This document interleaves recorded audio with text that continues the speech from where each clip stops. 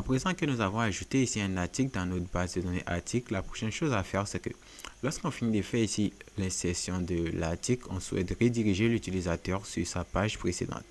Donc ici, on a déjà fait ça. Donc on a juste à faire ici un return, redirect, ici, back. Et là, ce qu'on veut faire, c'est qu'on veut ici le retourner avec une route.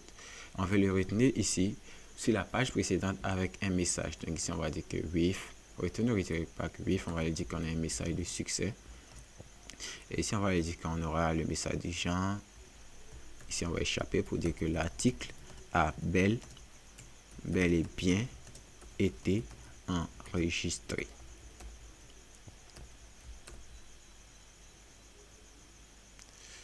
Et là, je pense qu'un redirect, c'est avec une parenthèse. Et si je vérifie au niveau du test controller, on avait ici un return redirect back. Et là, on a un return redirect back with success. L'article a bel et bien été enregistré. Donc, je vais retourner sur ma page. Et ici, je vais rafraîchir. Et je vais dire que je vais créer un nouvel article que je vais appeler mon article 2. Et cette fois, je vais cliquer ici sur ajouter. Et là, je vois que bel et bien, l'article est bel et bien ajouté. Je suis redirigé sur l'URL précédente. Mais il va falloir ici lister, afficher un message à l'utilisateur pour qu'il puisse savoir que si l'article a bel et bien été ajouté. Et si vous vous rappelez, ici on avait juste retenu sur l'URL précédente avec un message qui était dans une variable with. Et si on avait appelé ça succès et on avait dit que la valeur c'était l'article a bel et bien été enregistré.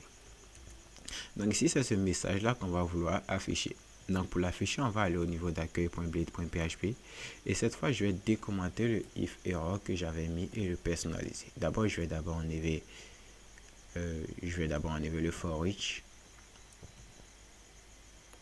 Et ici je vais lui faire ici une condition pour lui dire que là on veut faire la Laravel un système qui permet de savoir. Donc on va faire en session 2.2.get et si ça sera success.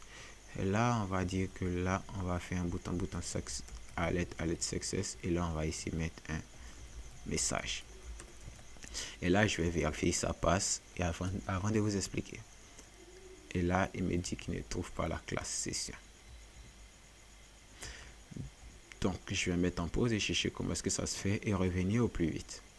Donc ici, pour afficher le message de succès que j'ai ramené avec le with, je vais me rendre au niveau de accueil.blade.php et ici c'était pas un session 2.2.get, ici c'était un session et là on avait ça, on devait juste dire qu'on avait un session has et ici à l'intérieur de cette session, puisqu'on avait fait un with ici, il avait gardé cette valeur dans une variable de session et si on vérifie que cette variable qui a été sauvegardée dans la variable de session existe à travers cette ligne.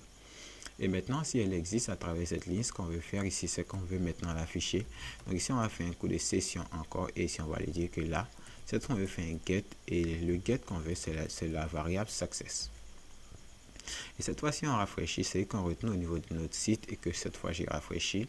Et maintenant, ici, je vais enregistrer un autre article. Je vais l'appeler un autre article.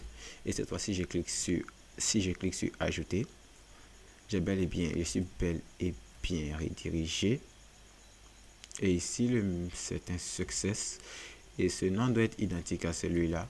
Donc je vais rafraîchir encore et ajouter un autre article et je vais l'appeler j'ajoute un autre article et si je clique maintenant sur ajouter, j'ai bel et bien l'article a bel et bien enregistré qui me revient et là je suis redirigé sur l'URL précédent.